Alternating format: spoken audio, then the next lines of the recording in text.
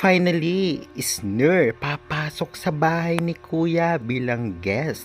Maturuan kaya niya ang mga batang housemates sa PBB Celebrity Collab 2.0 edition na ito? Anong sorpresa ang ibibigay niya? Kaya pag-uusapan natin sa video ito. And guys, before that, please nakikiusap ako. Pasubscribe naman sa new channel ko. Maraming salamat para naman road to 1K na tayo. Salamat. No doubt na talagang magbibigay sa na naman itong si Isner sa loob ng bahay ni Kuya.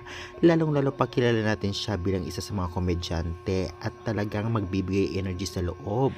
Tiyak na talagang magbibigay aral o tuturuan niya ang mga housemates o mga bagets na housemates kung paano nga ba hati-hatiin ang pagkain kagaya ng natuto siya dito sa loob ng bahay ni Kuya kasama si Naklang at iba pang housemates. Dahil nakakatanda siya sa iba ay kailangan niyang ibigay ang aral na natutunan na din. Kaya good siyang Kuya na isa siya sa papasok sa bahay ni Kuya.